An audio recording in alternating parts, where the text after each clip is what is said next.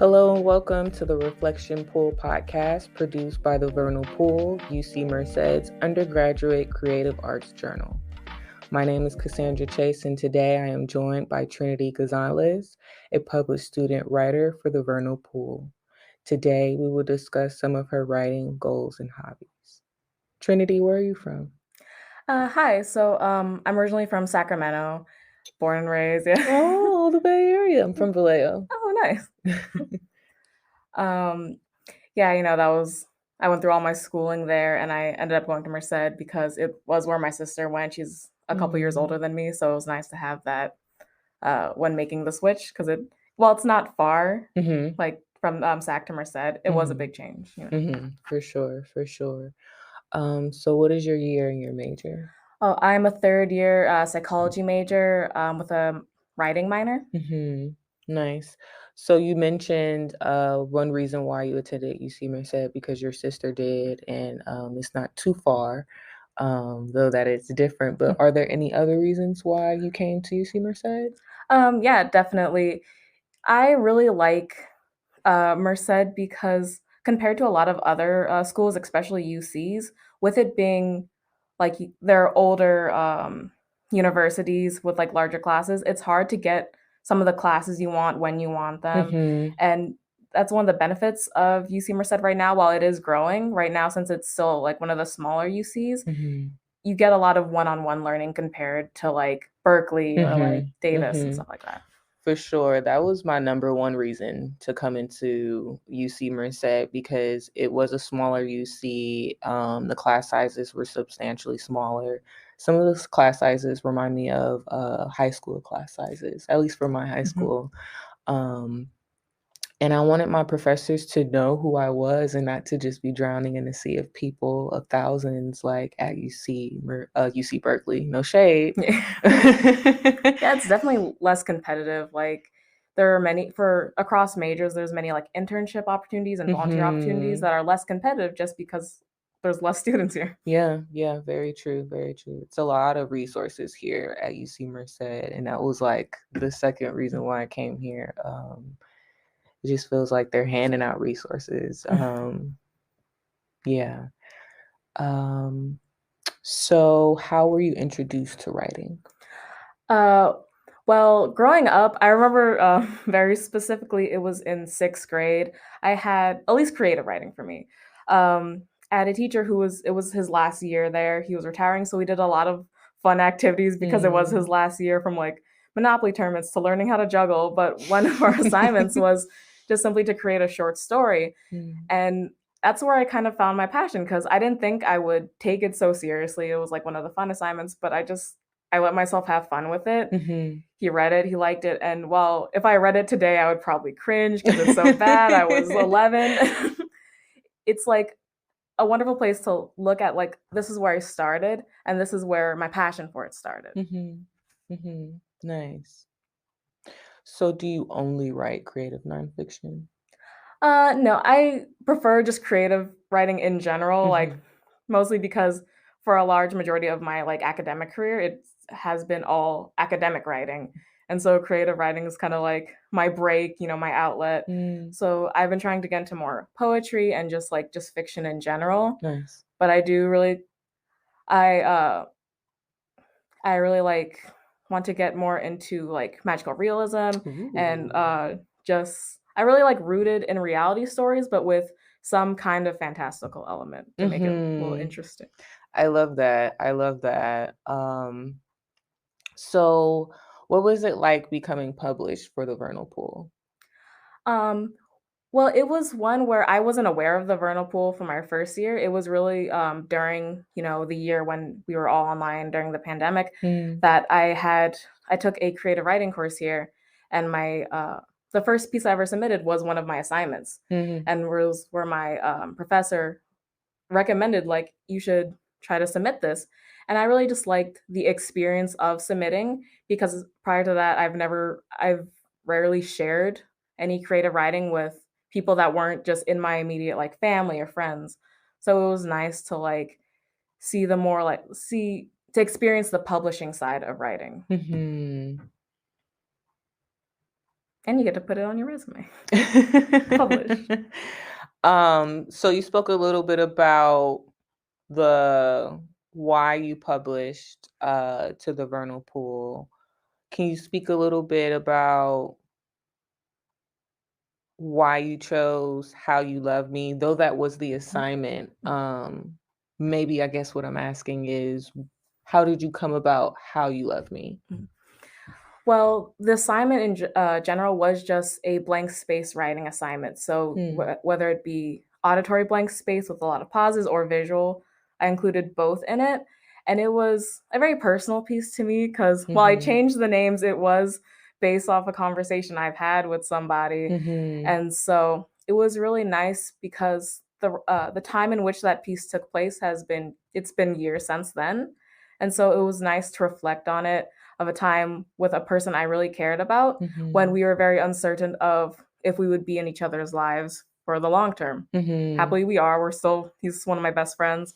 But it was a time where I really like to reflect on portraying the emotions of when I wasn't sure in life, when you're afraid, like, oh, will I lose somebody because of where I'm at currently compared to where they're at. Thank you for sharing that.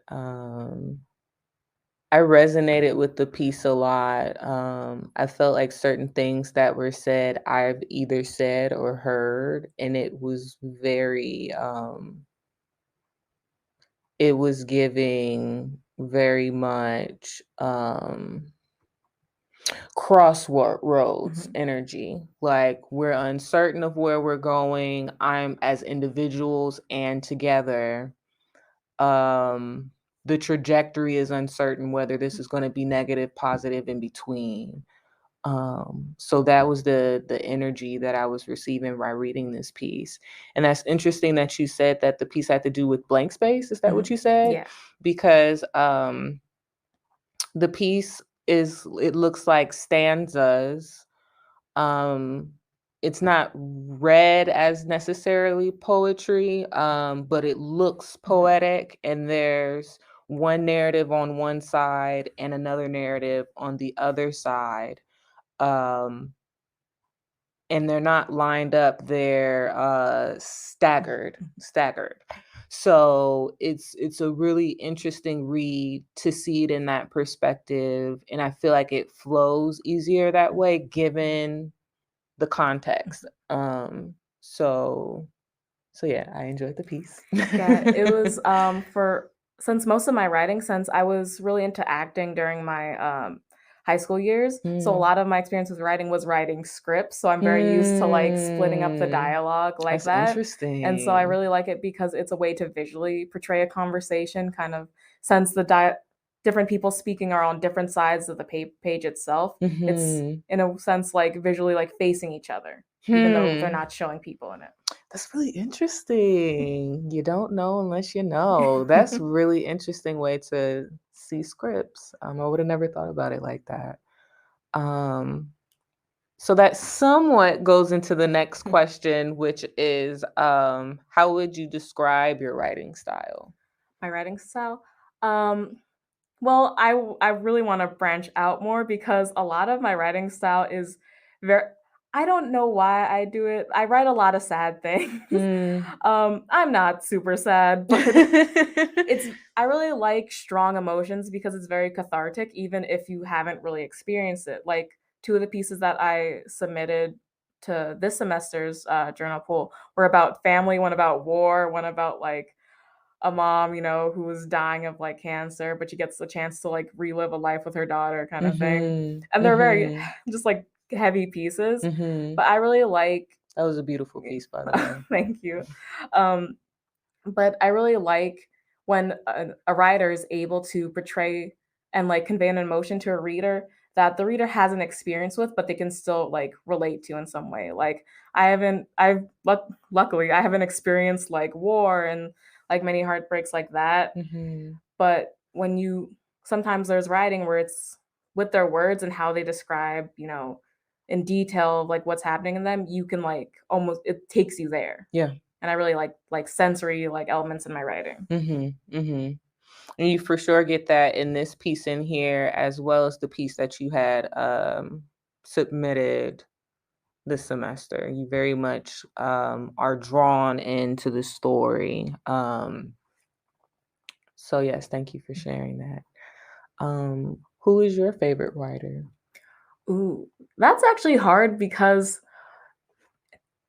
for a long time I wasn't a big reader because so much of my reading experience was purely academic, and like I kind of got burned out for like a few years of just where I wasn't really reading anything long, anything like substantial, like besides like poetry like Maya Angelou and stuff like that, where like I love those, but I couldn't like get into reading for so long because so much of my time was spent like because I was in higher division like English classes where I was reading like Shakespeare, Great Gatsby, all the like literary classics that, while are good in their own respects, you know, when you have to annotate every page for color symbolism in your free time, you don't want to read.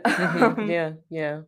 So it took me a long time. I was reading a lot of like self-published things of like people's creative fiction just online. Like I forget his name, like Matt Hewing is like the current one I'm reading. It's from a book called The Midnight Library, which I really like, about when a girl who dies, you know, she gets to see every see her different versions of her life depending on major choices she could have made in life, and she gets the opportunity to pick one and see like what it would have led her down. So it's like a book big on like, oh, regrets and how your life could change based off one decision, you know. And so he's currently my favorite, but like again, I don't have many favorites. Well, you mentioned that author, but are there any other poets or authors that you like to recommend to our listeners to check out? I mean, I feel like it's a little basic. I really loved Maya Angelou because in my high school we had a unit on Black poetry, and so I really just like Black poets a lot. Where it was nice because so much of like academic reading is not targeted towards Black people, and like even then, that was the first year it ever happened, and that was just a couple years ago. So it was like refreshing to hear stories from a perspective that's like, well, not completely similar to mine, similar to like the people, like my family members and people like that. So like basic, but Maya Angelou. Do you have any hobbies? Hobbies?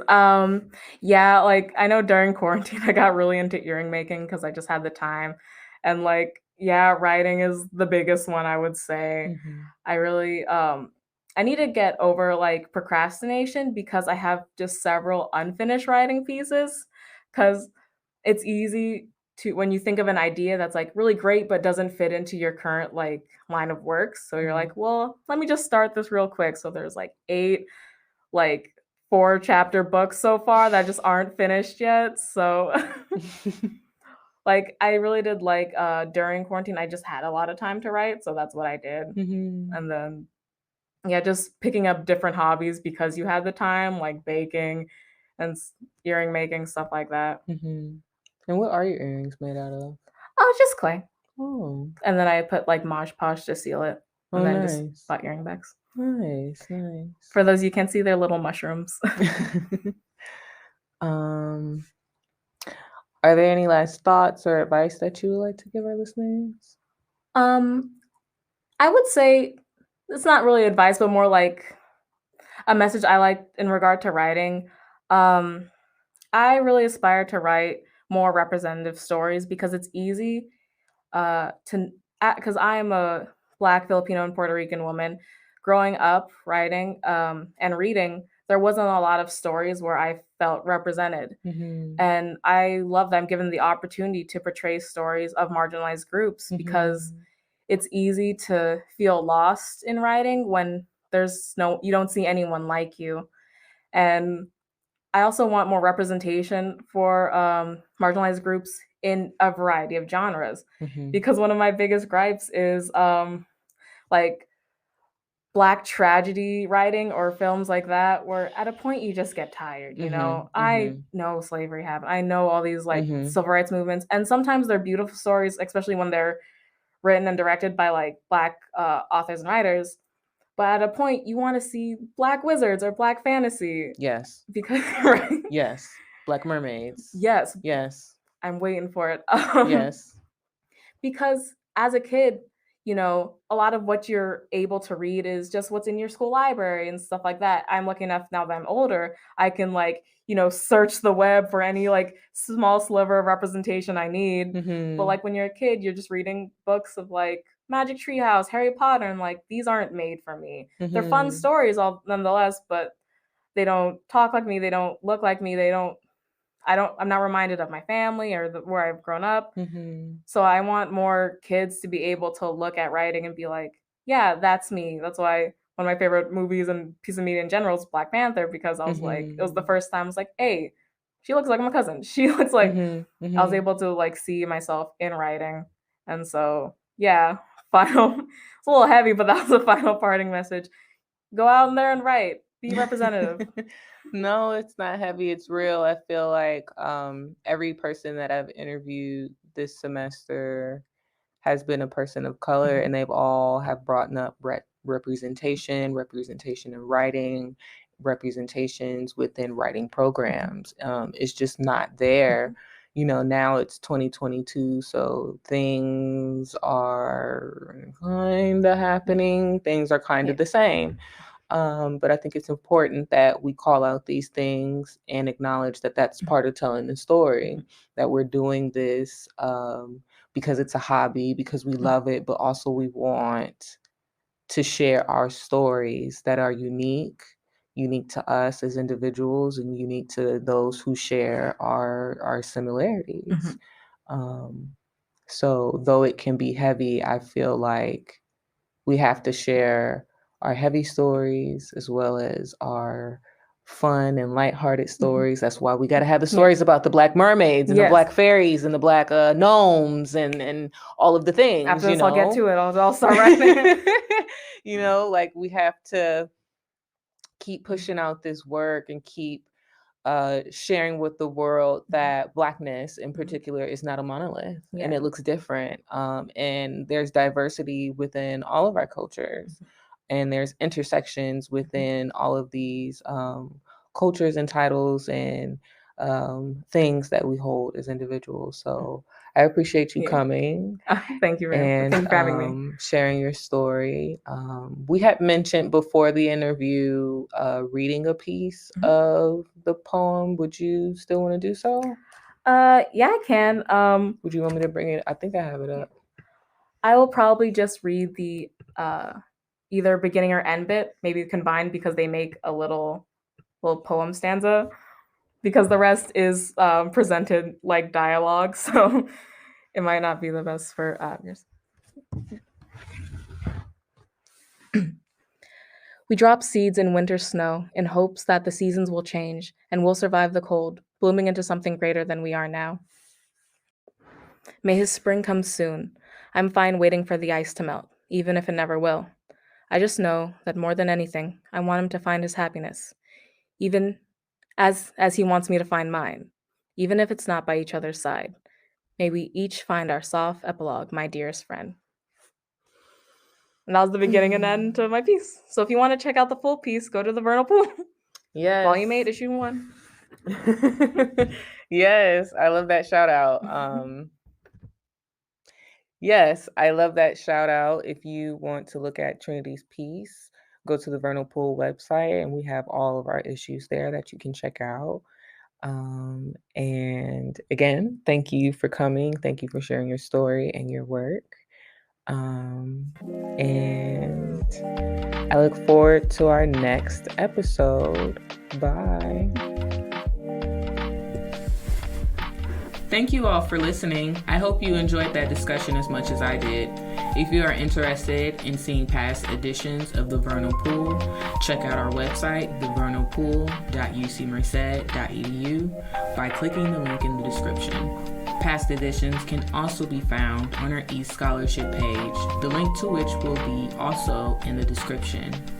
UC Merced's undergraduates who are interested in submitting their creative writing or visual art for publication can find detailed instructions on how to do so on our website. To make sure you catch future episodes of the Reflection Pool podcast, please consider subscribing to this channel. To connect further, please follow us on Instagram by clicking the link in the description or searching for @Vernal Pool _UCM on Instagram. Thank you again for listening. I look forward to seeing you all in the next episode. Bye.